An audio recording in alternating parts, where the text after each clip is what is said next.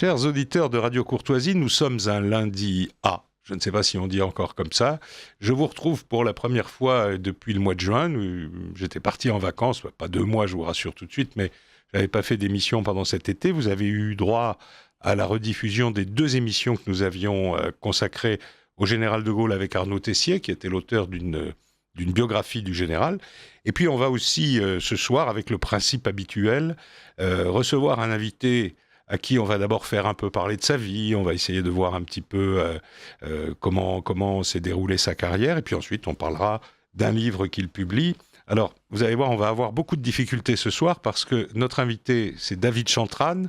Comme je l'ai écrit ce matin sur les posts qui ont été diffusés, le célèbre David Chantrane, je pense que beaucoup de gens le connaissent, et nous allons parler d'une personnalité tout aussi célèbre, qui est Jacques-Louis David, ou Louis David, on en parlera tout à l'heure, le fameux peintre auquel le Louvre va consacrer une grande exposition au mois d'octobre. Et David Chantrane vient de publier une biographie de ce peintre. Alors, les biographies de peintres, c'est toujours difficile parce que qu'est-ce qu'on montre le mieux de la vie de ces gens ? C'est de la peinture. Mais on verra que David est un personnage, on va dire, qui mérite la discussion, un peu ambivalent, parfois grand, parfois tout petit. Voilà. On verra ça tout à l'heure, mais je vous présente d'abord David Chantrane pour nos auditeurs qui ne le connaîtraient pas. Il est un peu, il a son rond de serviette, je dirais, à Radio Courtoisie, parce qu'il a publié un nombre incalculable d'ouvrages. On en citera quelques-uns tout à l'heure. Moi, je dois dire que, bon, je pense que les auditeurs le savent, je baigne un peu dans le milieu napoléonien depuis assez longtemps, et j'ai l'impression de connaître David depuis toujours. Et pourtant, il est beaucoup plus jeune que moi. C'est le jeune homme permanent du milieu napoléonien, et pourtant, il est né en 1974.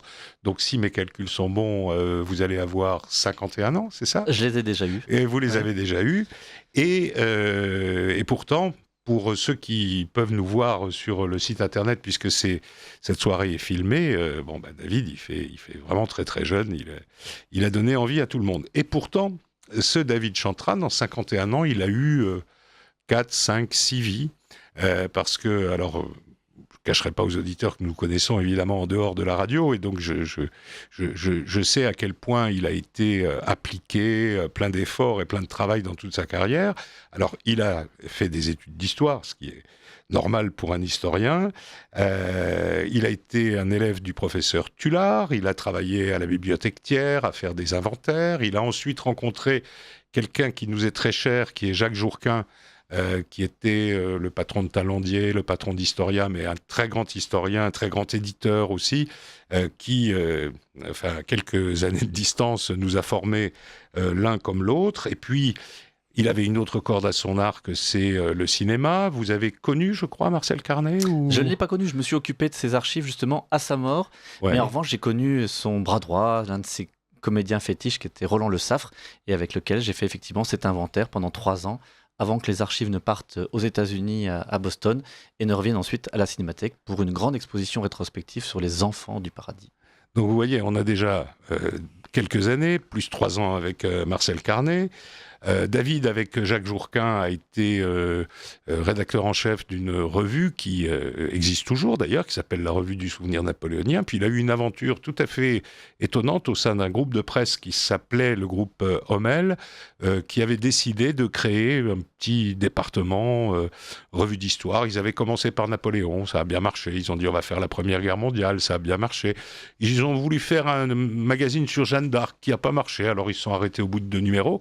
Et tout ça a continué avec des magazines spécialisés en histoire sur des niches, et c'était l'intelligence de ce groupe et du patron de ce département qui était Christian Castellani.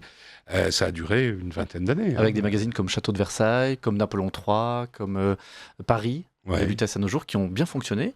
Ouais. Et puis maintenant, la presse étant différente, et bien voilà, cette belle histoire a été une belle histoire de 25 ans, un quart de siècle, qui était assez passionnant. Je me rappelle d'ailleurs, puisqu'on parlait de Jacques Jourquin, que lorsque nous sommes allés à la réunion de lancement du magazine qui s'appelait Napoléon Ier, dans la voiture, on s'est dit, bon, on y va, mais ça va pas durer, ça va durer 6 mois.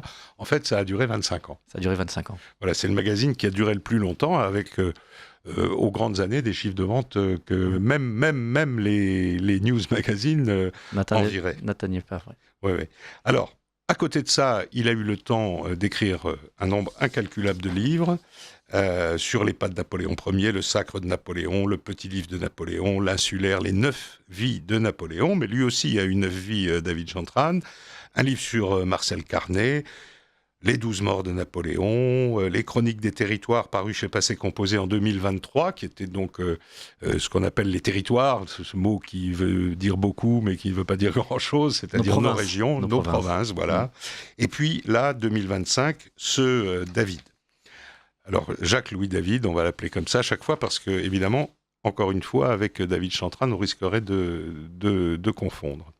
Et puis, dans ces 9 vies de David Chantrane, il y a sa vie personnelle, on ne va pas bien sûr la détailler, mais enfin, il a 4 enfants. Donc, il a eu le temps de s'occuper de 4 enfants. Et donc, on a ici un homme complet qui est à la fois un professionnel, qui est à la fois un historien, et puis qui est un papa et un mari, si l'on peut dire.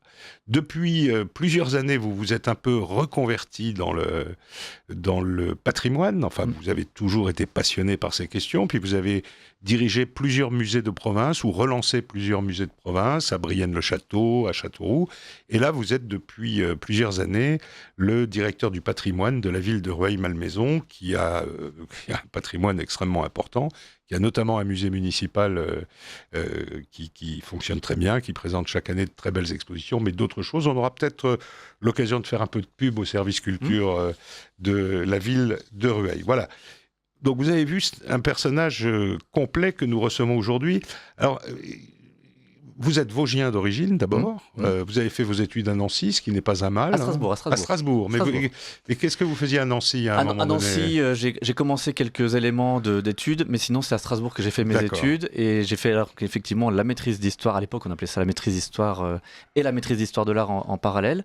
Ce qui m'a permis de contacter un certain nombre d'institutions. Et à Paris, en effet, d'être engagé par la Bibliothèque Thiers et de travailler pendant près de 3 ans à la collection d'un grand historien de Napoléon, qui était Frédéric Masson, secrétaire perpétuel de l'Académie française pendant 4 ans, et qui avait légué donc ses archives et toutes ses collections à cette bibliothèque Thiers où il avait servi, et qui continue aujourd'hui d'être un lieu important pour tous les archivistes, pour toutes les personnes qui travaillent à la fois sur l'histoire et sur l'histoire de l'art de cette période consulaire et impériale. Et Frédéric Masson, vous avez même été secrétaire général de la Société des Amis de Frédéric Masson, alors que ceux qui connaissent un peu le milieu napoléonien savent que Frédéric Masson, de son vivant, n'avait pas d'amis. C'est un caractère un peu particulier, un peu bourru, on peut le dire, un personnage un peu particulier, mais qui avait effectivement une connaissance encyclopédique sur la période et qui a lui-même écrit près de 60 livres en tant qu'historien et ensuite comme secrétaire perpétuel de l'Académie française.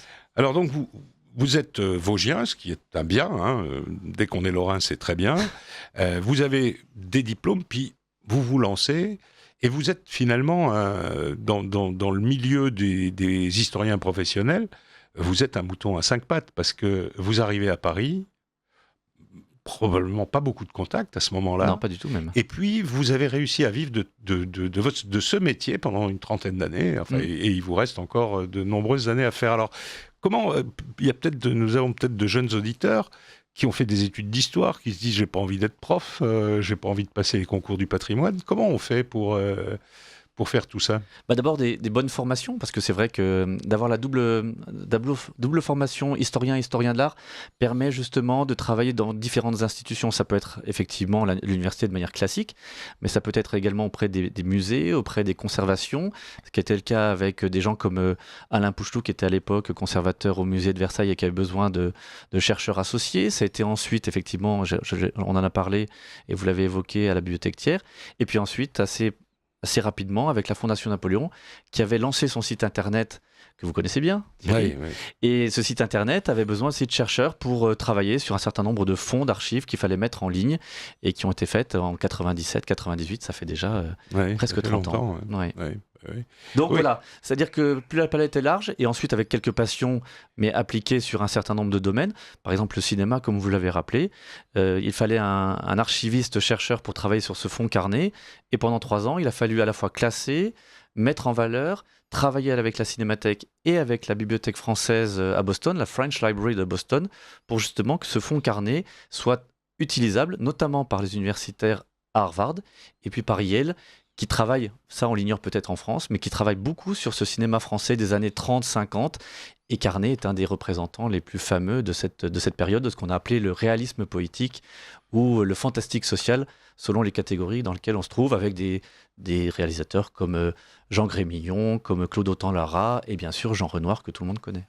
Oui, alors il faut dire à nos jeunes auditeurs qui se disent « Ah ben tiens, c'est formidable », que David a fait tout ça à une époque où il n'y avait aucune structuration de ce milieu historique. C'est-à-dire qu'aujourd'hui, vous avez effectivement les universitaires, les conservateurs regardent avec un peu moins de dédain les gens qui sont soit en cours de thèse, soit cherchent simplement du travail parce qu'ils connaissent très, très bien les sujets. Aujourd'hui, on a l'histoire vivante, on a des tas de choses. À l'époque où David arrive sur le marché, il n'y a rien de tout ça. C'est-à-dire qu'il y a aussi les rencontres, il y a aussi bosser, travailler énormément. Je peux en témoigner, hein, je vous ai vu à la fois débuter, je vous verrai peut-être finir, si Dieu me le permet. Vous êtes un bosseur inouï, quoi. Ben, il faut l'être, mais je pense qu'il faut avoir aussi cette passion chevillée au corps et puis se dire que, comme le métier n'existait pas à l'époque, peut-être qu'en tentant, en ayant aussi en répondant à un certain nombre de demandes, que ce soit par les professionnels, que ce soit par les collectionneurs, que ce soit par les institutions elles-mêmes, eh bien on peut inventer d'une certaine manière un métier qui n'existait pas parce qu'on va répondre à un moment donné à une demande qui n'est pas encore en place, qu'il est maintenant aujourd'hui. On voit bien toute la série de consultants, de personnes qui travaillent sur tel ou tel domaine ou de spécialisés. À l'époque, ça n'était pas encore le cas. C'est vrai que maintenant, avec l'Internet, on arrive à peu près à catégoriser et surtout, ce type de métier est maintenant beaucoup plus fléché, beaucoup mieux indiqué que ça ne l'était encore à l'époque. Oui, par exemple, on vous appelle pour le musée de Brienne ou le musée de Châteauroux parce qu'on n'a pas de solution. Parce qu'on n'a pas de solution. Qui va pouvoir nous faire ça ? Parce qu'on n'a pas de solution et puis qu'il faut trouver aussi la quadrature du cercle avec dans une situation qui est un peu difficile. Il faut à la fois quelqu'un qui connaisse bien les collections, qui connaisse aussi les professionnels, qui parle avec les différentes maisons de vente aux enchères, avec les différents spécialistes, avec les passionnés d'armes à feu anciennes, mais aussi avec les institutions régionales. Et dans tout ça, il faut savoir à la fois faire des dossiers et il faut aussi parler aux spécialistes. Et dans cet élément-là, c'est compliqué d'avoir uniquement soit un conservateur, soit un passionné, parce qu'il ne faut pas que ce soit ni l'un ni l'autre. Il faut trouver un peu l'entre-deux. Et cet entre-deux permet justement de répondre aux demandes des territoires, comme on le disait tout à l'heure, et des municipalités elles-mêmes qui recherchent ce genre de métier qui n'existe pas encore. Ouais, et puis alors après, on se retrouve aussi à la télé. On fait des commentaires. On fait des commentaires. Parce que justement, en tant que spécialiste d'un domaine, lorsque vous faites un magazine sur Paris et qu'il faut commenter, comme le fait par exemple Franck Ferrand pour le Tour de France, lorsqu'il faut commenter le marathon de Paris avec les différents monuments au moment où passent les coureurs devant ces monuments en question, eh bien, il faut savoir à la fois raconter son histoire, son patrimoine et intéresser le spectateur qui s'intéresse au sport en ayant cette triple corde à son arc, ce qui est aussi une passion commune qui permet justement de répondre à ces différentes questions. Bon, ben voilà, ça c'est pour comment devient-on David Chantrane ? C'est la première partie de cette émission. Moi, je me rappelle quand j'étais petit, je voulais être André Castelot. J'espère que de l'autre côté de cette radio, il y a des jeunes qui diront je veux être David Chantrane et qui y arriveront parce que c'est, pour le voir, il est toujours à courir quelque part, mais sa vie doit être passionnante. Enfin, j'en ai en tout cas l'impression. Et dans tout cela, il a encore le temps d'écrire des livres, et des gros livres, alors raisonnablement gros, on va dire. Et vous publiez là aux éditions Passé Composé une biographie de celui que vous sous-titrez L'Empereur des peintres, Jacques-Louis David, donc quasiment votre homonyme, si l'on veut, qui est donc un grand peintre du néoclassicisme, le pape du néoclassicisme, enfin, je ne sais pas tous les qualificatifs qu'on va pouvoir lui trouver, et c'est véritablement une biographie, c'est-à-dire vous nous racontez la vie de ce peintre, évidemment, comme il a peint beaucoup, 1000 dessins, si je me rappelle bien, et en huile sur toile, on doit être aussi à quelques... Entre 40 et 50 toiles vraiment majeures, importantes, et parmi ces 40-50 toiles, une douzaine de chefs-d'œuvre importants, de la peinture à la fois française et qui maintenant marque encore l'histoire de cette époque. Alors évidemment, David, pour tout le monde, c'est alors éventuellement La mort de Marat, parce qu'on le connaît un petit peu, mais c'est bien sûr le grand tableau sur le sacre de Napoléon, mais c'est un peintre qui arrive, quand Napoléon arrive aux affaires, c'est déjà une star, c'est déjà une grande vedette. C'est déjà une star. Cette starification, elle arrive assez tôt dans sa carrière. Alors quand on dit assez tôt, aujourd'hui on pourrait se dire 20 ans. Non, il faut attendre un petit peu plus de temps. En réalité, il a une difficulté à arriver parce qu'il tente à plusieurs reprises le concours de ce qu'on appelle le prix de Rome, le Grand Prix de Rome. Et après différentes tentatives, d'ailleurs, dont l'une est vite va tourner à l'échec, eh bien, il tente de se suicider. Donc sa carrière aurait pu très vite s'arrêter. Et puis finalement, il parvient au Graal, s'installe donc à Rome, fait sa formation et après avoir présenté un certain nombre d'œuvres, présente au Salon de peinture de 1785 une œuvre que tout le monde sans doute connaît, le Serment des Horaces. Et ce Serment des Horaces devient vraiment la marque de fabrique de David, c'est-à-dire économie de moyens, travail sur les ombres et les couleurs, et surtout une simplification de l'Antiquité qui était un peu boursouflante, un peu une antiquité à la Boucher, c'est-à-dire des personnages qui volaient dans les airs, très allégoriques et tout ça. Et lui revient à une simplification à la fois dans l'intention et dans la présentation. Alors que pour certains, on annonce un peu déjà la Révolution, ce qui est peut-être allé un peu vite en besogne, mais du moins qui montre que dans l'art qu'on avait retrouvé à la fois de Pompéi et d'Herculanum, eh bien David l'interprète directement en peinture et la rend moderne. Et c'est tout cela qui va permettre à la fois aux spectateurs et surtout à une génération qui va suivre de trouver en David à la fois le personnage important de cette génération et surtout le maître qu'il recherchait. Et avant même la Révolution, eh bien, c'est une rénovation, une régénération de la peinture telle qu'on n'en avait pas connue depuis Rubens et puis même avant avec d'autres artistes. Et on devient David comment ? C'est-à-dire, est-ce qu'il a eu une révélation de son don exceptionnel ? Est-ce qu'il est d'une famille d'artistes ? Est-ce qu'il a de bons professeurs ? Comment est-ce qu'on devient Louis David ou Jacques-Louis David ? Alors on le devient parce que d'abord il a une vocation et puis surtout parce que aussi, il faut dire, sa mère est parente justement de boucher, ce qui va permettre à David, lorsqu'on décèle son talent, d'avoir tout de suite de très bons professeurs au Collège des Quatre Nations. Et très vite, parce que Boucher le prend sous son aile, eh bien, il décèle en lui un talent pur. Mais comme justement il a ce côté un peu pur et qu'il recherche la nouveauté, Boucher se rend très vite compte qu'il ne sera pas un artiste du rococo et l'engage directement à être auprès d'un autre artiste qui, lui, est dans cette veine du néoclassicisme qui va devenir en vogue très rapidement, qui est Joseph Vien.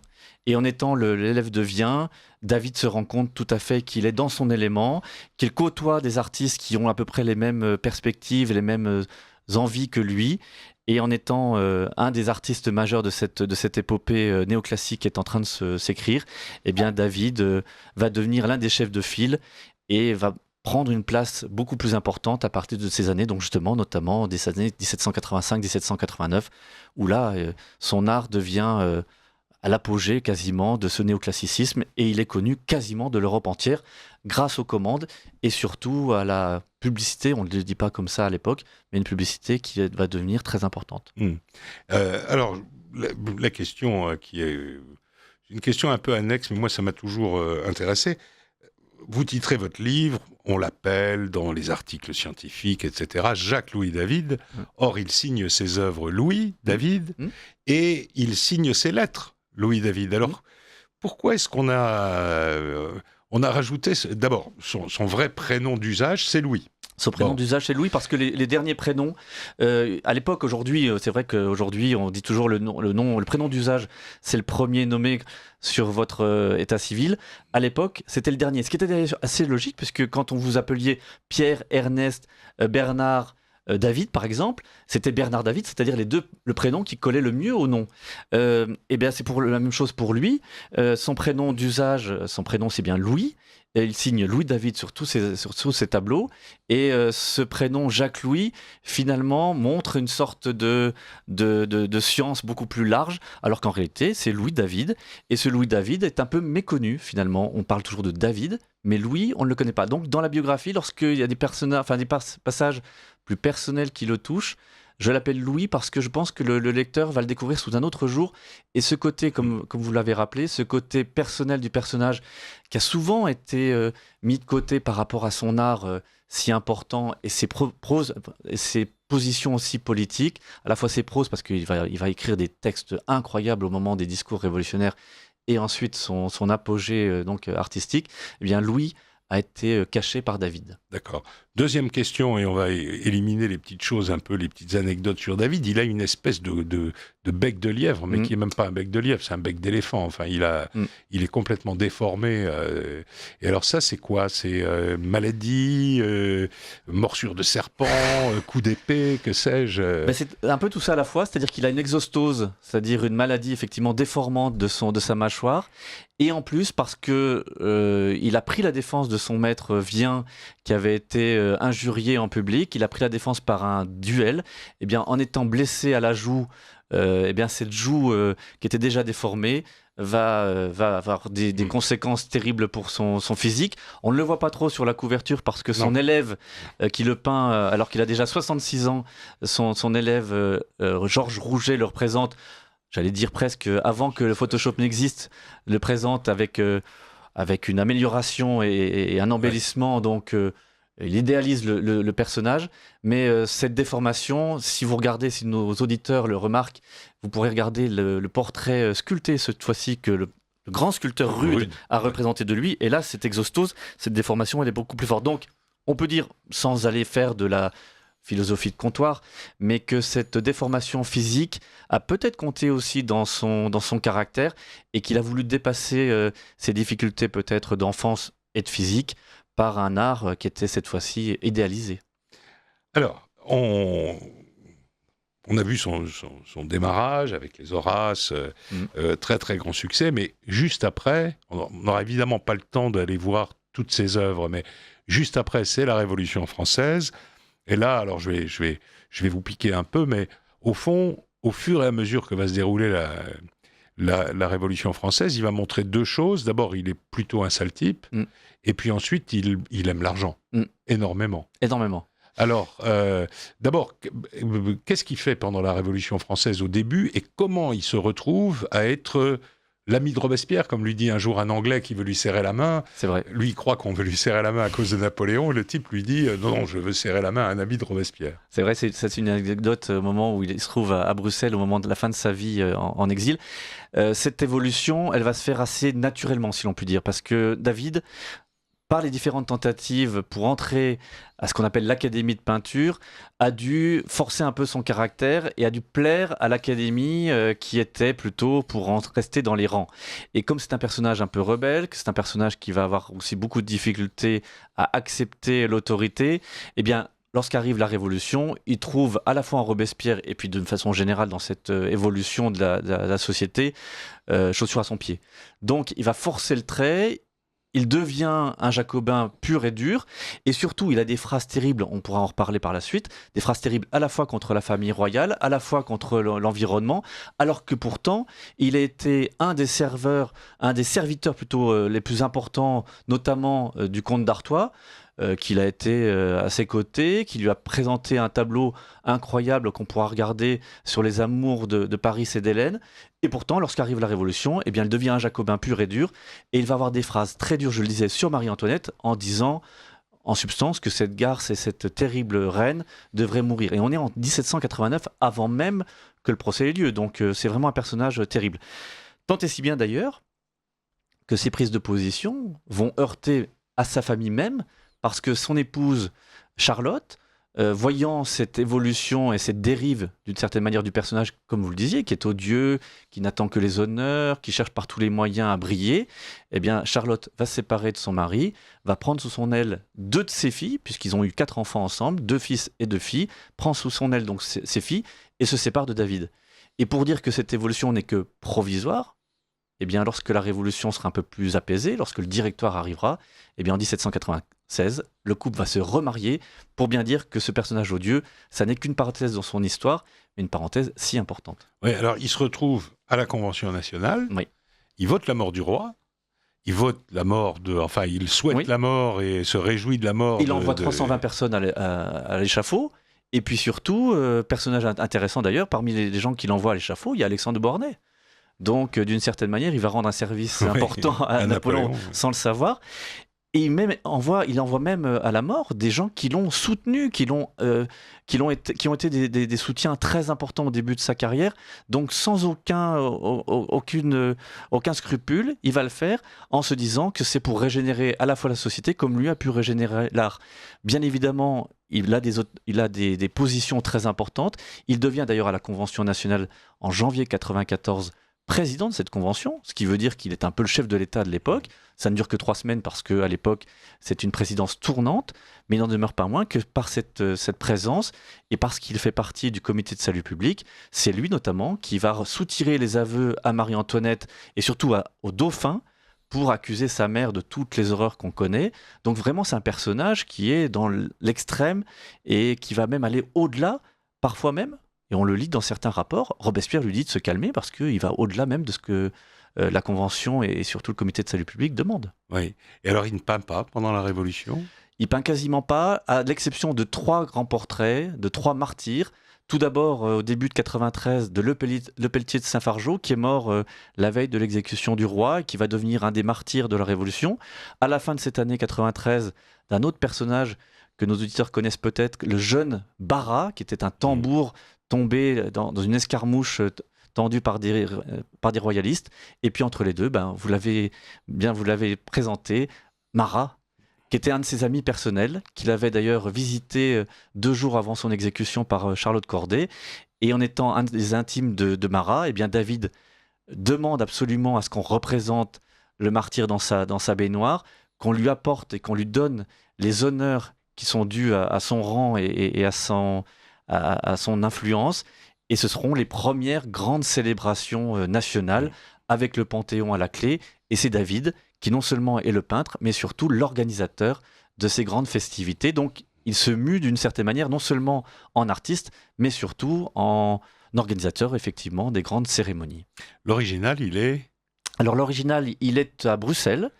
Et c'est original à Bruxelles, parce que David va finir sa vie là-bas, c'est original à Bruxelles. On va avoir la chance de le revoir à l'occasion de cette grande rétrospective, cette rétrospective qui est organisée du 15 octobre au mois de janvier 2026 par le Musée du Louvre, qui possède, vous le savez, à la fois une grande partie des dessins originaux et des toiles célèbres, les Sabines, on ne les a pas encore citées, bien sûr le Sacre de Napoléon, le Serment des Horaces, bref, et surtout un grand nombre aussi de portraits, mais avec ce Marat original de Bruxelles, et puis aussi l'un des moments forts de sa carrière, c'est le Serment du Jeu de Paume, qui vient de Versailles. Et bien, en réunissant une centaine de prêts avec les originaux de Louvre, on va avoir une rétrospective de très très grande qualité. Alors, avant le Sacre de Napoléon, il avait eu un projet de tableau grandiose qui est malheureusement ou heureusement, peu importe, demeuré inachevé. C'est le fameux Serment du Jeu de Paume dont on n'a pas, le rendu final, si je puis dire. C'est ça. Alors, il avait vu peut-être trop grand, et puis surtout, la Révolution évoluant si vite, eh bien, les épisodes et les événements politiques vont aller à l'encontre de son établissement.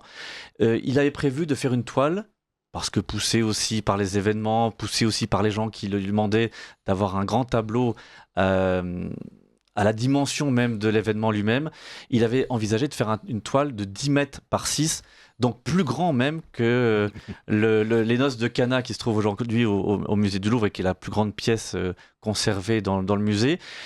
Malheureusement, comme je le disais, ou heureusement, si l'on peut dire, les épisodes révolutionnaires allant si vite, quand on voit des personnages comme Mirabeau vite mis de côté par les épisodes révolutionnaires, eh bien, on va éviter de présenter, alors qu'il avait demandé à chacun des personnages importants de poser dans son atelier, eh bien, il va laisser de côté sa toile et ses pinceaux pour finalement s'intéresser à d'autres martyrs, comme on l'a dit. Donc, la toile reste inachevée, et ce morceau inachevé est présenté à l'exposition du Louvre, mais plus tard, au cours du 19e siècle, pour rendre finalement l'image qu'on avait voulu de cette toile, eh bien, un artiste de la fin du 19e siècle va représenter cette toile de manière plus modeste pour donner un peu le rendu. Et on retrouve les grands personnages de cette période, comme notamment le premier maire de Paris, Bailly, avec Robespierre à ses pieds, et puis donc Mirabeau, l'abbé Grégoire. Bref, ils sont tous là, représentés, mais tardivement. Même ceux qui n'y étaient pas. Et même ceux qui n'y étaient pas, parce que l'idée était de ne pas présenter forcément la réalité, mais de donner à voir ceux qui méritaient justement de la patrie à cet instant précis. Oui, d'ailleurs, le tableau, si je me rappelle bien ce que vous nous révélez, devait être dans la salle de réunion de l'Assemblée nationale. Exactement. De la Chambre. Alors, son dessin préparatoire l'a été, et puis ensuite, comme on l'a dit, les épisodes étant contraires, eh bien, cette toile restera inachevée. Alors, David échappe à l'épuration de Thermidor. Avec beaucoup d'ailleurs d'à-propos, et puis surtout une chance insolente, parce qu'il est impliqué tellement dans cette convention nationale qu'au moment de la chute de Robespierre en Thermidor, bien évidemment, il est l'un des premiers à être accusé d'avoir poussé la révolution aussi loin. Et alors, bien évidemment, il dit qu'il n'était pas là, qu'il s'est porté pâle, qu'il n'a pas voulu véritablement cette dérive. Bien sûr, il est encore accusé, mais il dit « mais je n'étais pas seul ». Et d'une certaine manière, ça va être sa chance, parce qu'en étant entouré de gens qui cherchent à se faire oublier, eh bien, il bénéficie à la fois, bien sûr, de soutien, et puis, parce qu'on a besoin aussi peut-être de ses pinceaux pour d'autres choses, eh bien, il n'en est quitte que pour être enfermé d'abord dans la prison du Luxembourg pour quelque temps, où là revient donc, comme je l'ai dit, son épouse qui vient lui apporter le réconfort, et ensuite, il va être mis aux arrêts, protégé, surveillé, et arrive, bien évidemment, le directoire qui va lui permettre de connaître une autre carrière, et une carrière où il va rencontrer un personnage que l'on connaît tous, qui va être Bonaparte. Eh bien, écoutez, voyez comme tout ça est bien amené. Nous allons faire la petite pause nécessaire, parce que, comme vous le savez, Radio Courtoisie est une radio qui ne vit que grâce à ses auditeurs, et c'est lancé par Virginie, le fameux Bobino. Vous appréciez cette émission? Alors aidez Radio Courtoisie à en produire d'autres. Rendez-vous sur soutenir.radiocourtoisie.fr. Merci d'avance. Eh bien, nous sommes de retour dans cette deuxième partie du Libre Journal du lundi soir. Je vous rappelle que je reçois aujourd'hui David Chantrane pour son ouvrage, sa biographie de Jacques-Louis David, l'empereur des peintres, aux éditions Passé Composé. Un auditeur n'aime pas Napoléon, il nous l'a dit, il a écrit. Peut-être qu'un jour nous consacrerons une émission à l'empereur, mais ça n'était pas notre sujet de ce soir.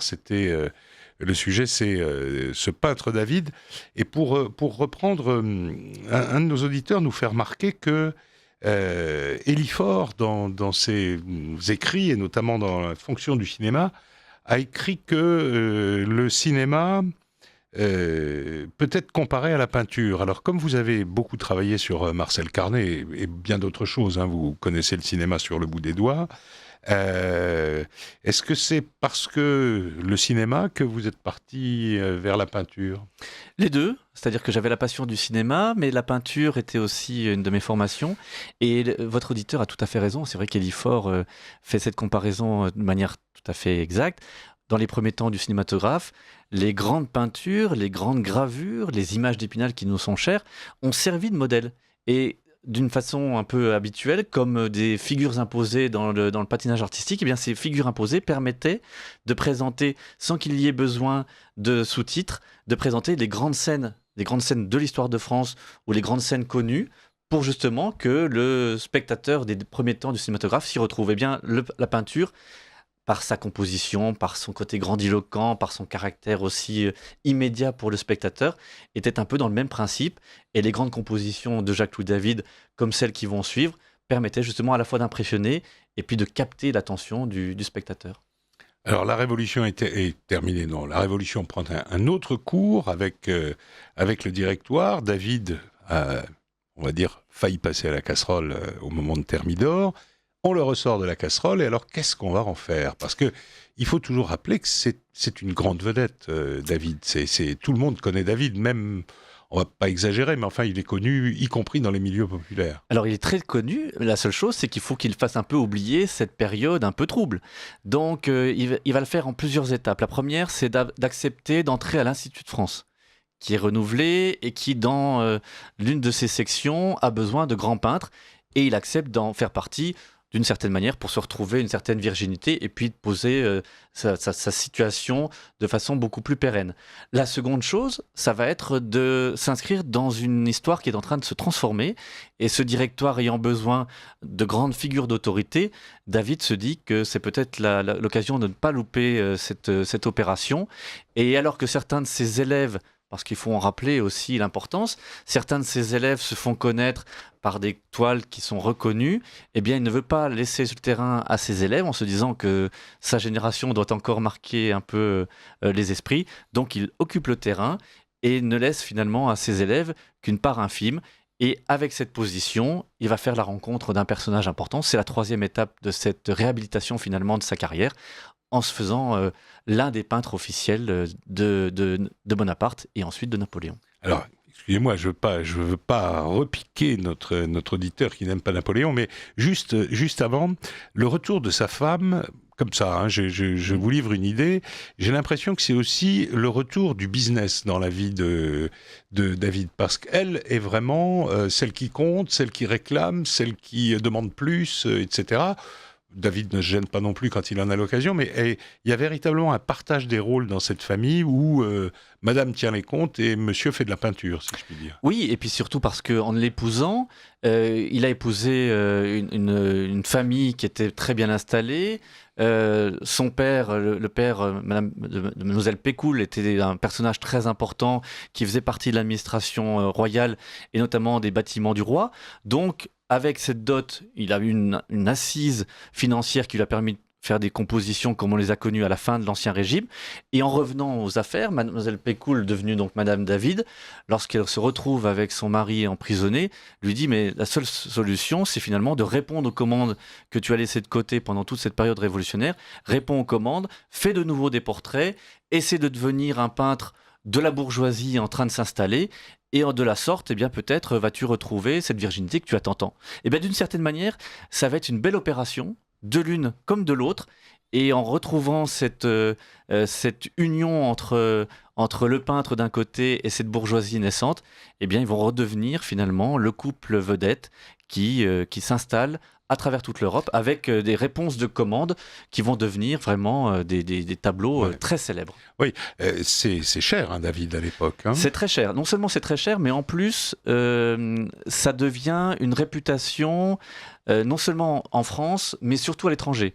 Les grands ambassadeurs, que ce soit les ambassadeurs des Pays-Bas de l'époque, que ce soit les ambassadeurs allemands de ces provinces qui ne sont pas encore l'Allemagne que l'on connaît aujourd'hui, la Grande-Bretagne, dans une situation entre la Grande-Bretagne et la France qui ne sont pas véritablement idylliques, eh bien David est l'un des hommes en cours qu'on recherche et qu'on veut accrocher dans ses cabinets de travail ou dans son salon. Donc, il va avoir une telle réputation qu'à l'inverse, eh bien, son atelier va grossir au fil du temps d'élèves en devenir qui veulent avoir justement cet enseignement de David comme étant l'un des principaux.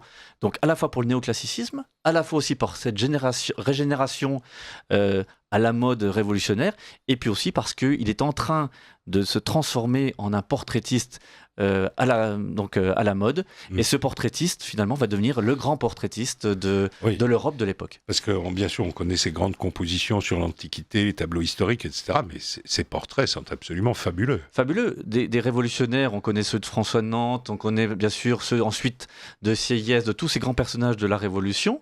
Et puis, dans l'Europe entière, je le disais, les ambassadeurs, à la fois Mademoiselle de Verninac, ensuite Madame Récamier va se faire portraiturer par David, parce que c'est celui qui idéalise, qui éternise aussi les traits de ces gens. Donc, d'une certaine manière, pour marquer l'histoire, il faut avoir son portrait par David. Oui, c'est vrai.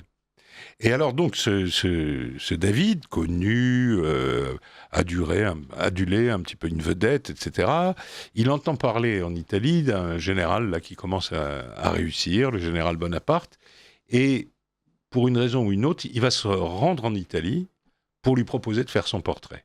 Oui, parce que son élève, l'un de ses élèves préférés, qui est Antoine Jean Gros, débute un portrait qui ne dit pas son nom, parce qu'à l'époque, il doit représenter seulement la bataille d'Arcole.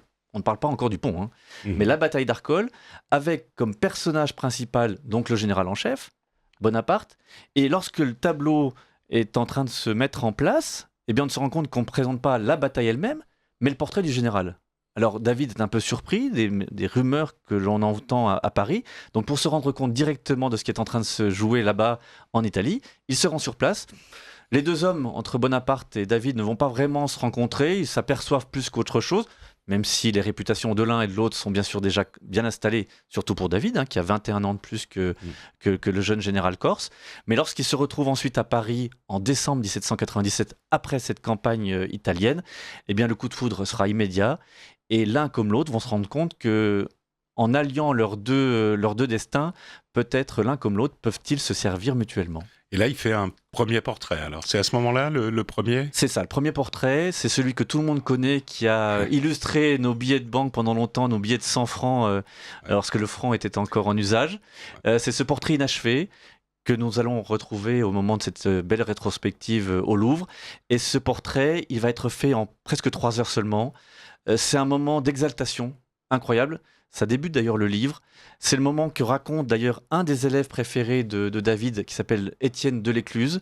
Et Delécluze raconte cette rencontre qui se fait donc au vu et au su des élèves, qui doivent être mis de côté en disant non, je veux me retrouver uniquement, dit David, avec mon modèle. Ce qui est d'ailleurs un des seuls moments où Bonaparte, qui n'a plus le temps ensuite, il pose dans un atelier. Et pendant ces 3 heures, eh bien, David est tellement exalté qu'à l'issue de cette rencontre, il dit à ses élèves « Mes amis, j'ai trouvé mon modèle, cet homme est grand, il est beau comme l'antique, mes amis, mon héros, ça va être Bonaparte. » Oui, et il refera d'ailleurs, parce qu'on n'aura peut-être pas le temps d'en parler, un très grand portrait de Napoléon, cette fois-ci dans son cabinet de travail, qui est aujourd'hui à Fontainebleau pour un des exemplaires et à Washington pour l'autre. Bon, je ne pense pas qu'on va les emmener au Louvre, Alors celui de Fontainebleau, il est connu de tous. Et celui de Washington est intéressant parce qu'entre les deux, il y a le modèle original qui est à Washington, où Napoléon est donc dans son cabinet de travail, présenté comme que tout le monde connaît, dans cette configuration habituelle, avec la main dans le gilet, présenté de 3/4, qui va servir de typologie finalement à tous les portraits des présidents de la République ensuite. C'est-à-dire que lorsqu'on les voit en train de travailler, soit dans leur bibliothèque, soit dans leur cabinet de travail, c'est exactement David qui leur a imposé cette figure de style aussi. Et puis donc la réplique qui montre un Bonaparte qui est devenu Napoléon, personnage installé, mais qui travaille pour le bien de tous. Il est 4h15 du matin, et cette figure tutélaire de l'homme qui travaille pour le bien de tous va servir aussi l'épopée de Napoléon. Donc il est au début de l'épopée, il est quasiment à la fin, et c'est lui qui montre les grandes images que l'on se fait de Napoléon, avec surtout, entre les deux, le passage du Grand Saint-Bernard. C'est à David aussi qu'on le confie. Eh oui. Alors le passage du Grand Saint-Bernard, il faut en parler parce qu'il y en a partout. Oui. Il y en a même un assez moche d'ailleurs, à l'hôtel de Brienne, le siège, enfin le siège du ministère des Armées. Alors c'est quoi l'histoire de ce Saint-Bernard qui fait des petits, si je puis dire? Oui, alors ce portrait, au départ, est une commande faite par Bonaparte à destination du roi de l'époque d'Espagne, qui est Charles IV, pour marquer l'entente entre... réactivation finalement de l'entente des familles. Oui. Je précise, donc le roi d'Espagne, ça va faire plaisir à notre auditeur qui n'aime pas Napoléon, qui me signalait qu'il était soit espagnol, soit d'origine espagnole. Et donc Charles IV, réactivant donc cette entente des familles chères à Louis XIV du temps donc des Bourbons, eh bien Charles IV et Bonaparte s'entendent si bien qu'ils vont être pendant 5 ans très proches. Et pour marquer cette entente, eh bien Bonaparte lui offre son portrait en train de passer le col du Grand Saint-Bernard. Alors bien évidemment, tout le monde sait que ça ne s'est pas passé exactement comme ça, Pas vraiment, et que Bonaparte était à dos de mulet. ce que représentera ensuite un autre peintre bien plus tard, dans les années 1835-1840, qui est Paul Delaroche, où on voit Bonaparte effectivement beaucoup plus modestement en train de passer le col à dos de cette mule. Mais à l'époque, pour valoriser à la fois les soldats et cette révolution triomphante devenue maintenant consulat, il faut présenter un personnage glorieux, traversant à cheval, et ayant à ses pieds 2 personnages qui l'ont précédé dans l'histoire. Les noms sont bien sûr marqués et gravés directement, Hannibal et Charlemagne, Carolus Magnus. Donc ce tableau a un tel succès, tellement aussi apprécié par les Français qui l'aperçoivent sortant de l'atelier de David, parce que j'ai oublié de le rappeler, mais David est aussi un grand promoteur de son art. Il a été l'un des premiers au moment, par exemple, des Sabines, l'enlèvement des Sabines, à faire payer l'entrée dans son atelier, à l'époque 1,80 franc. Et énorme, hein, c'est une grosse somme, c'est la moitié du Et le succès étant au rendez-vous, eh bien, il montre qu'on peut devenir indépendant finalement vis-à-vis des commandes et que l'on peut tout simplement vivre de son art par rapport à un spectateur qui est en train de devenir, ce que fera dans un autre domaine Beethoven avec ses œuvres musicales. Eh bien, David fait la même chose. Et en voyant le succès rencontré par ce portrait qui va partir, donc, qui est destiné à partir vers Madrid, eh bien, Bonaparte lui-même lui commande un 2e exemplaire, lui en commande un 3e, et David va en faire 5.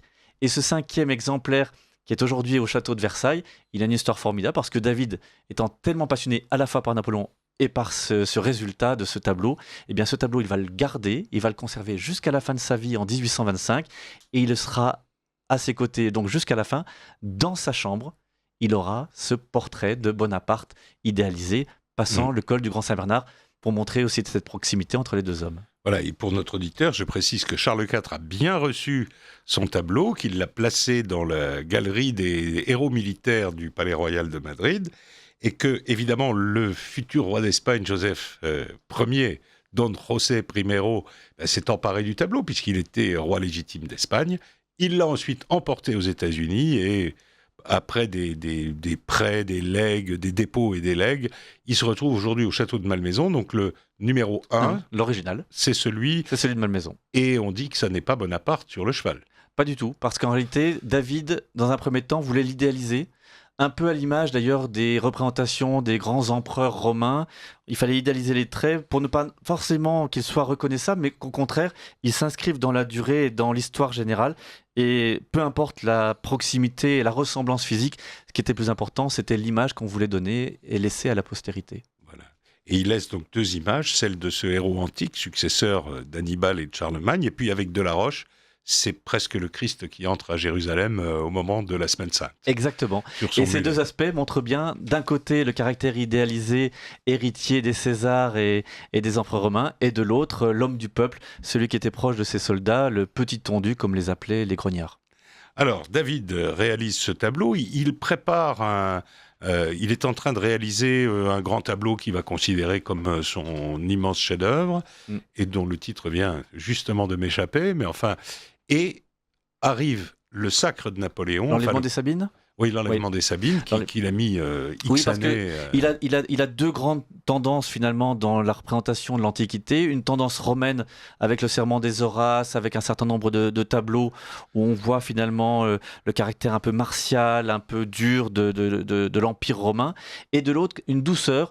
Je l'évoquais avec le tableau destiné au comte d'Artois dans un premier temps, Les Amours de Paris et d'Hélène, qu'on retrouve dans cette toile de l'enlèvement des Sabines, où d'une certaine manière, ça n'est pas véritablement l'enlèvement des Sabines, mais cette toile de 1799, elle est importante d'un point de vue politique également. C'est que le thème même des Sabines, vous le savez, qui voulaient réunir les Sabins d'un côté et les Romains de l'autre, c'était aussi une allégorie de la position de la France à l'époque. Il fallait réunir ceux qui s'étaient tellement déchirés au temps de la Révolution, et David était bien placé. C'était une sorte d'union nationale qu'on retrouvait à travers une peinture, et cet enlèvement des Sabines, c'était aussi une représentation de ce que le directoire souhaitait mettre en place. Et là, il sera au Louvre, mais à sa place habituelle. À sa place habituelle, exactement. Trop difficile à déplacer, évidemment, parce que grande toile qui se trouve finalement dans la galerie Mollien, qui se trouve aujourd'hui au Louvre et qui a tellement de spectateurs aux côtés du sacre de Napoléon. Voilà. Alors, justement, comme tout est bien amené dans cette émission, le sacre de Napoléon, c'est le tableau le plus connu de l'univers. Enfin, j'exagère à peine lorsque je dis ça. C'est le deuxième le plus visité après la Joconde au Louvre. C'est celui qu'on a tous en tête lorsqu'on pense à un événement important de la vie de Napoléon. C'est surtout une toile qui, à la fois, est fausse dans un certain nombre de détails pour les personnages qui sont représentés. On se souvient par exemple de Madame Mère, la mère de l'empereur Laetitia, qui n'était pas présente et que Napoléon tient absolument à avoir figuré dans la toile. Mais cette toile, justement, de 9 mètres par 6, elle représente en un condensé près de 200 portraits qui résument à la fois le parcours de Napoléon et qui montrent cet apogée de décembre 1804, où tout doit être réuni pour montrer que la France est partie pour un empire héréditaire important. Ouais. Et c'est un tableau important même pour vous, dans votre vie, puisque déjà, il y a plus de 20 ans, vous avez travaillé avec Sylvain Laveissière, qui était le conservateur des peintures du Louvre, sur ce tableau. Oui, ça avait été une rétrospective à l'occasion de ce bicentenaire du sacre de Napoléon. Il y a eu plusieurs expositions, dont d'ailleurs vous étiez une des chevilles ouvrières à l'exposition de Jacques Marandré. Nous ne sommes pas là pour parler. Non, mais on peut le dire quand même. À Jacques Marandré, une très belle exposition qui avait été organisée par la Fondation Napoléon, et puis un certain nombre d'expositions, dont celle effectivement du Louvre, autour de la toile de David, où nous avions réuni avec Sylvain Laveissière, qui était le directeur des peintures 19e, et puis Alain Pouchetou, qui était en charge également des peintures à Malmaison. Nous avions réuni un certain nombre d'objets, de dessins préparatoires pour montrer un petit peu à la fois la création de cette œuvre hors du commun du tableau du sacre de Napoléon, et puis également l'appareil critique et surtout la fortune de cette œuvre telle qu'elle a été représentée par les représentants à la fois, on parlait de cinéma, des gravures, de l'imagerie populaire, bref, comment une œuvre aussi considérable a pu à la fois influer sur l'art de cette époque et puis à travers les âges pendant près de 2 siècles. Oui, et d'ailleurs, le catalogue de cette époque-là, qui est maintenant introuvable, et dont nous avons tous les deux plusieurs exemplaires, ce qui nous rend riches est absolument extraordinaire, puisque tous les personnages sont identifiés enfin, à 2 près ou 3 près. Oui. Et parmi eux, on a longtemps buté sur un des personnages parce que dans un premier temps, Napoléon voulait être représenté en train de se porter la couronne sur la tête avant de couronner Joséphine. Et puis finalement, parce que la position était un peu trop martiale, David, à l'influence même et sur les conseils d'un de ses autres élèves, François Gérard, avait présenté un Napoléon, on va dire plus doux, plus chevalier. C'est d'ailleurs les termes de Napoléon lorsqu'il verra la toile définitive. Chevalier français, c'est-à-dire couronnant sa belle en se penchant un peu vers elle avant de la coiffer de cette couronne. Donc forcément, alors qu'il était penché en arrière dans un premier temps pour se couronner lui-même, maintenant qu'il se penche en avant, il reste une place derrière lui. Et on a longtemps buté donc sur le personnage qui se trouvait entre Napoléon et le pape, qui est posé délicatement sur son fal d'histoire en train de bénir cette union et ce couronnement. Et ce personnage, donc on a longtemps buté pour savoir de qui il s'agissait. En regardant l'ensemble des détails, des commentaires, des mémoires, personne ne s'indiquait comme étant présent auprès de Napoléon. Et finalement, en regardant les carnets de dessin de David et en remontant un peu dans le temps, on s'est retrouvé avec les carnets de dessin lorsque David était à l'école française de Rome. Et dans un des carnets, on a retrouvé un buste de César qu'il avait représenté. Eh bien, c'est le visage de César qu'il a fait figurer comme une sorte de clin d'œil de l'histoire entre le pape, représentant bien sûr de l'Église à Rome, et le nouveau César, finalement, un César de l'Antiquité, était tout trouvé pour faire un clin d'œil dans la peinture. Et qui a en plus une mimique, l'air de dire à la fois jeter à l'œil, mais en même temps, t'as de la chance, toi t'as réussi. T'as réussi à aller jusqu'au bout de ce projet que je n'ai pas réussi à obtenir. Mais il y a de l'humour parfois dans les tableaux de David. Par exemple, le sacre est un exemple, l'enfant de cœur qui regarde un sabre, le trésorier de la couronne qui regarde David dans les yeux, l'air de lui dire « je te surveille, parce que c'est moi qui paye ». Enfin... Alors pourquoi ? Parce qu'il y a aussi, très étonnamment, chez David, alors qu'il était plutôt destiné à représenter des grandes scènes mythologiques de ce qu'on appelle le grand genre de l'Antiquité, là, cette fois-ci, il doit représenter des scènes contemporaines avec Napoléon. Et il va s'inspirer d'un grand peintre des siècles précédents qui est Rubens. Et Rubens, alors que ses toiles sont exposées à proximité de l'atelier de David qui se trouve dans l'église de Cluny, parce qu'il faut avoir de la place pour représenter des tableaux qui font 9 mètres par 6, eh bien Rubens avait représenté le couronnement de Marie de Médicis. Et dans ces scènes de Rubens, dans ces peintures de ce style flamand, on a justement cette petite scénette humoristique pour non seulement détendre l'atmosphère, mais montrer qu'il y a de la vie dans la peinture, que ce n'est pas un élément figé. alors qu'un moment d'histoire tel qu'un couronnement, ça pourrait être un petit peu empesé. Là, avec ces petites scènes que vous rappelez, c'est vrai qu'il y a ces petits moments qui donnent au spectateur un peu d'humour, un petit clin d'œil, qui apaisent aussi le moment et qui rendent encore plus, davantage, justement, le caractère important de la scène historique. Finalement, en ayant un peu de légèreté, on montre bien que la scène importante, elle a encore peut-être plus d'influence sur l'histoire qui est en train de s'écrire. Alors normalement, il ne devait pas y avoir que le sacre, il devait y avoir 4 tableaux. Oui. Et en fait, il n'y en a qu'un qui a été achevé. Il y en a un et demi, d'une certaine manière. Il y en a un, celui que nous connaissons tous, du sacre.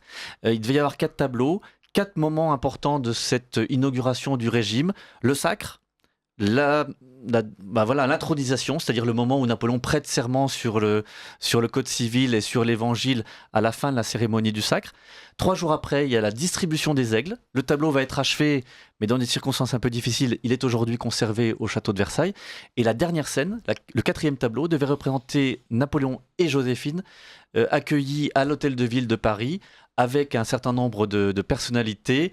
Et cette cérémonie qui avait eu lieu le 16 décembre 1804, eh bien, parmi les 4 tableaux, il n'y en a donc un et demi qui finalement seront achevés parce que, entre-temps, nous sommes en 1810 au moment où le 2e tableau est en cours d'achèvement. Et entre-temps, bien, les événements se sont accélérés.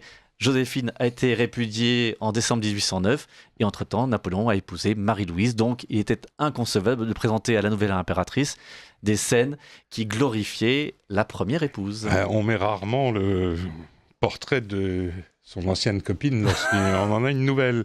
D'ailleurs, ce sacre, le tableau achevé 1808, il va être très peu montré pendant très longtemps. Mais oui, c'est tout le paradoxe. On a mis tellement de moyens, on a engagé près de 300 élèves de David dans cette opération, on a mis des moyens considérables à la fois en hommes et en moyens financiers, que c'est tout le paradoxe. Lorsque le tableau est présenté en 1808, il reçoit un très bel accueil, mais comme Napoléon et Joséphine se séparent en 1809, cette toile va être exposée encore une dernière fois au salon du prix décennal, puisque tous les 10 ans, on remettait un grand prix.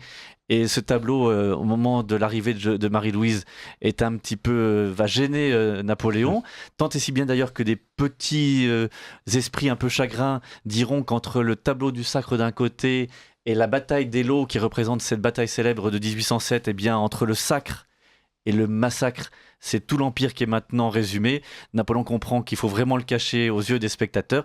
Il va le faire rouler et il ne sera plus jamais exposé aux Français avant le retour, cette fois-ci, de l'épopée impériale sous la forme de la légende, c'est-à-dire au temps de Louis-Philippe, mais il faudra attendre encore une trentaine d'années pour cela. Ouais, il est d'abord, d'ailleurs aujourd'hui, tout le monde le voit au Louvre, ne le veut qu'au Louvre, etc., mais il est d'abord au château de Versailles pendant très longtemps. Oui, parce que le château de Versailles, c'est le musée de l'histoire de France, tel que voulu justement par le roi des Français Louis-Philippe, avec non seulement le musée d'histoire de France et la galerie des batailles qui a été instaurée en 1836-1837. Donc on rappelle l'histoire de France de Clovis jusqu'aux époques contemporaines. Donc le tableau du sacre a toute sa place au château de Versailles. Et puis arrive 1889, le centenaire de la Révolution.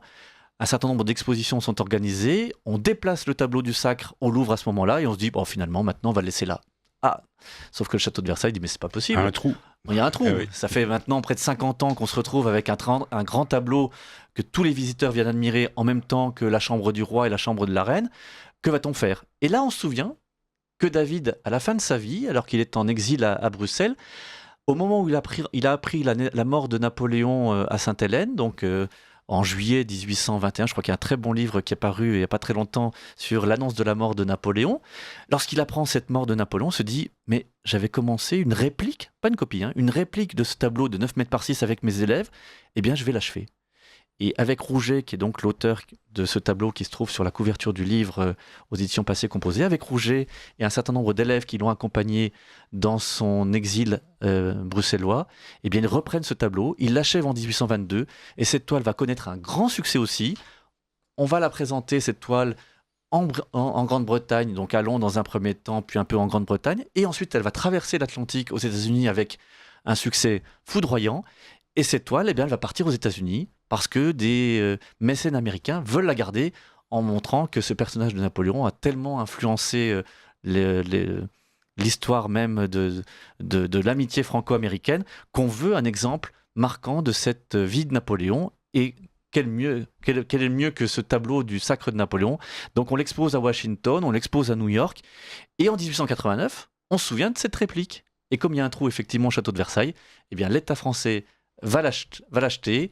Il va falloir attendre un petit moment. Et aujourd'hui, ce que l'on trouve au château de Versailles, c'est donc cette réplique où David fait d'ailleurs des petits changements parce qu'entre-temps, il s'est fâché avec un certain nombre de ses contemporains.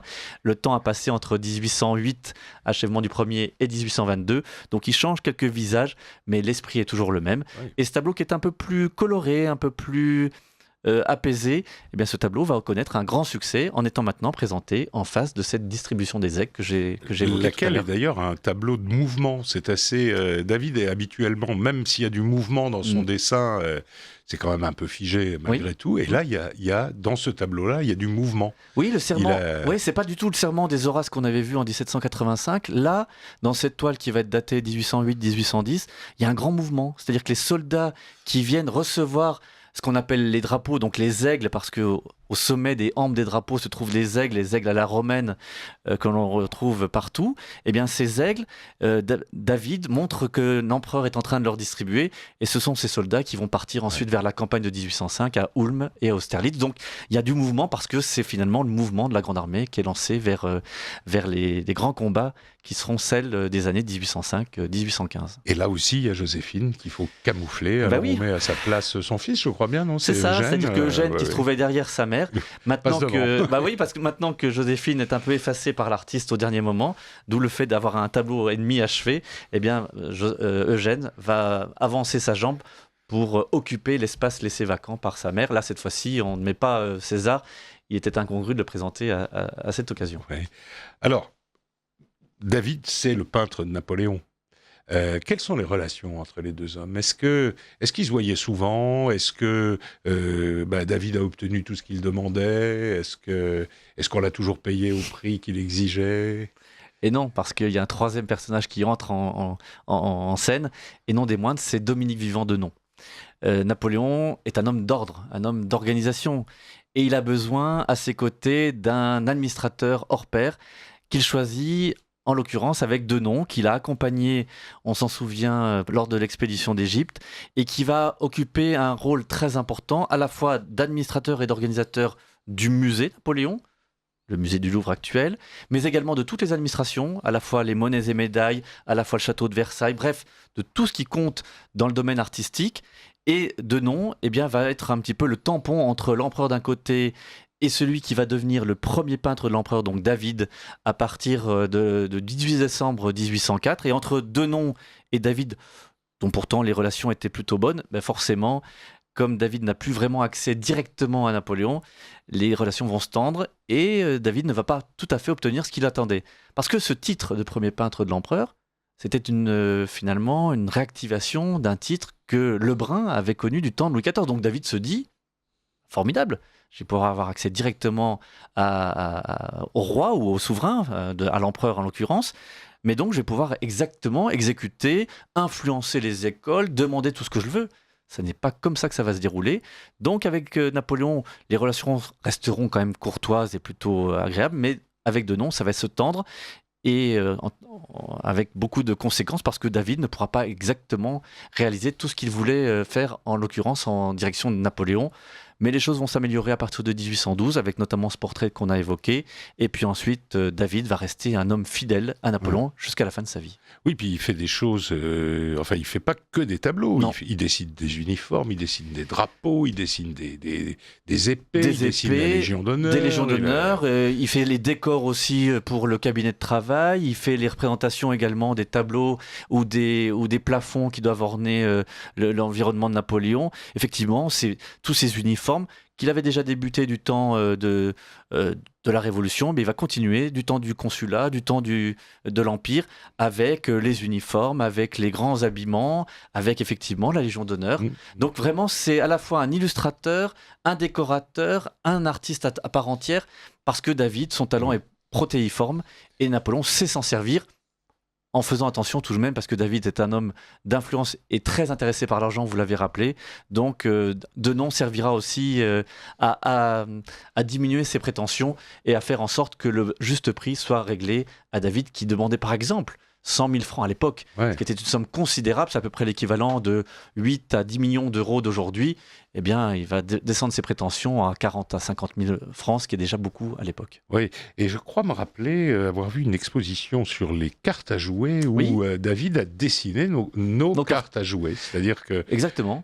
Quand nous jouons nos dames, nos rois, nos valets, c'est David qui a dessiné ça. Ce qui explique d'ailleurs que dans ces cartes à jouer, les rois se prénomment forcément Charlemagne, César. On voit bien l'influence à la fois de l'Antiquité et de David lui-même. Ouais. Donc, il nous reste un peu de temps, mais on va juste parler du concours décennal, parce que vous l'avez évoqué tout à l'heure, ça aurait dû être le grand moment de David, quoi. C'est les Césars, plus les Oscars, plus les Grammy Awards, et puis finalement, c'est pas comme ça que ça va se passer. C'est pas comme ça que ça va se passer, tout simplement parce que dans ce prix décennal, il y a plusieurs prix différents. Alors, Napoléon a décidé de donner tous les 10 ans un prix au meilleur peintre, au meilleur musicien, au meilleur... Enfin bref, voilà. Et parmi les peintres, il faut plusieurs compositions.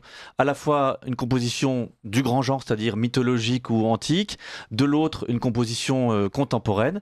Et lorsque David se présente, eh bien, ni l'une ni l'autre de ces catégories ne lui reviennent. Tout simplement parce que son enlèvement des Sabines, on l'a dit, un peu daté, et entre-temps, eh bien, ses élèves ont pris un peu le pas sur son art.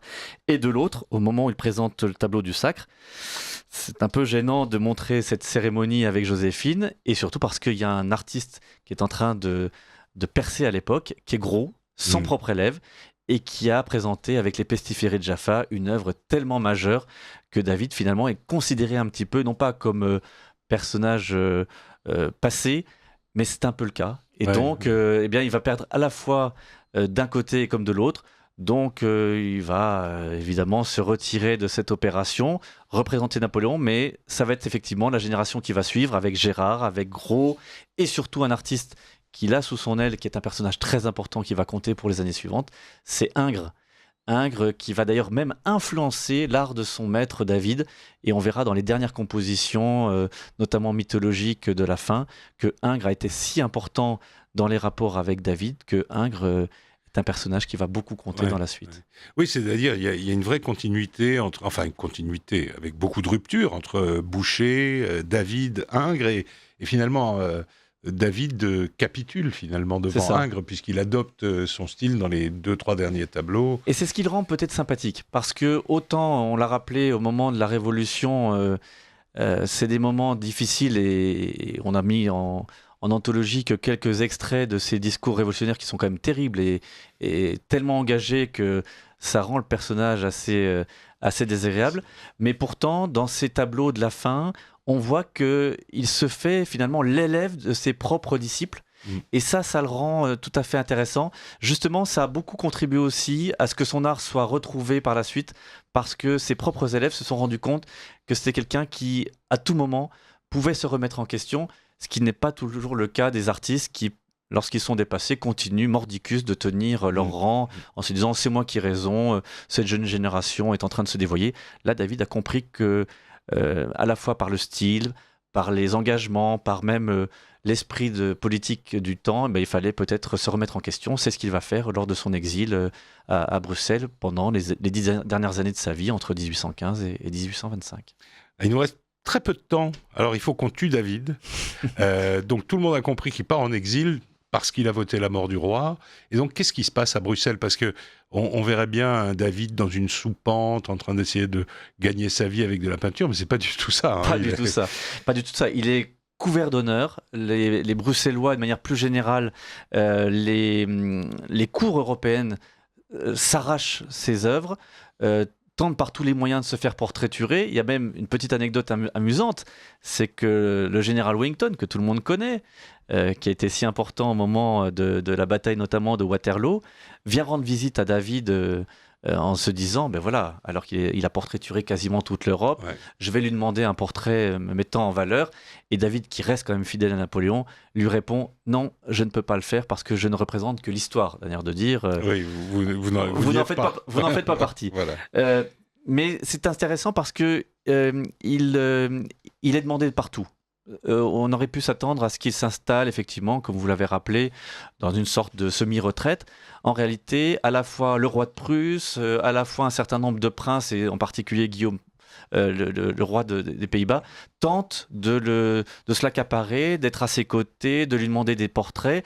On cherche même à à faire de lui un premier peintre du roi de Prusse, ce qu'il va refuser. Parce que maintenant ses fidélités sont bien affirmées, mais quand même, ça montre qu'il reste un des personnages importants, et donc il s'installe pendant 10 ans en recherchant des nouveautés, en représentant par exemple l'Antiquité, la mythologie, en influençant aussi ses élèves à distance. Et Gros, qui reste fidèle à Paris, donc à distance, va entretenir avec lui une grande correspondance et va montrer que finalement cet atelier, parce qu'il a fait le plus grand atelier qu'on ait jamais connu après celui de Rubens dont j'ai parlé tout à l'heure, et bien au XIXe siècle, le plus grand atelier qu'on ait connu, c'est celui de David. Il va former entre 600 et 800 élèves, et parmi eux, eh bien, il y a à peu près 2 à 3 générations qui vont poursuivre l'œuvre de David avec justement ces régénérations qu'il avait mises en place. Et on va avoir des écoles différentes qui montrent bien que David avait tout représenté, ou du moins jeté les bases, planter des graines qui vont ensuite germer et donner de très beaux arbres et de très belles toiles artistiques dans des domaines différents. Et donc il meurt en 1825 et il est toujours enterré à Bruxelles. À Bruxelles. Ouais. La seule exception, c'est que son cœur a été porté à Paris, ce qui était un peu la dernière chose qu'on pouvait lui accorder, mais il a fallu attendre un petit peu de temps parce qu'évidemment, la Restauration ne pouvait pas accepter qu'un régicide qui avait tellement servi aux suites de Napoléon figurera à Paris. Donc il faudra attendre un peu de temps pour cela. Eh bien, c'est sur ce magnifique imparfait du subjonctif de David Chantrane que nous allons nous séparer. Je vous rappelle que David Chantrane vient de publier aux éditions Passé Composé le livre Jacques-Louis David, l'empereur des peintres. Donc c'est une biographie de David. Je remercie les auditeurs qui nous ont écrit, celui qui nous a parlé d'Évariste Gamelin, le héros des dieux ont soif. On n'a pas eu le temps malheureusement. Un monsieur qui nous dit que le tableau sur Le Pelletier de Saint-Fargeau a disparu, oui, c'est vrai. Sa fille, effectivement, la fille de Le Pelletier de Saint-Fargeau, qui est devenue royaliste, avait voilà, détruit l'œuvre. Voilà, et puis un monsieur qui nous remercie d'avoir fait redécouvrir David. Donc, découvrez sa biographie, et puis courez à pied, à cheval, en voiture, au Louvre. C'est à partir du 15 octobre. Il va bien sûr y avoir beaucoup de monde, mais il faudra faire un petit effort parce que David est un grand... Je vous à moi où nous parlerons d'éducation. Donc probablement nous passerons une soirée fort triste puisque nous parlerons de l'état de l'éducation nationale. Je termine en disant que nous devions ce soir avoir un duo avec notre ami Pierre Branda qui publie un livre chez Perrin, Napoléon et Joséphine, qui est un portrait croisé des deux. On n'avait jamais vu un portrait des deux comme ça. Il faut aussi le lire. David Chantrane, Jacques-Louis David, l'empereur des peintres, aux éditions Passé Composé. Je vous souhaite à tous une bonne nuit en compagnie de Virginie qui va vous accompagner jusqu'au bout de la nuit.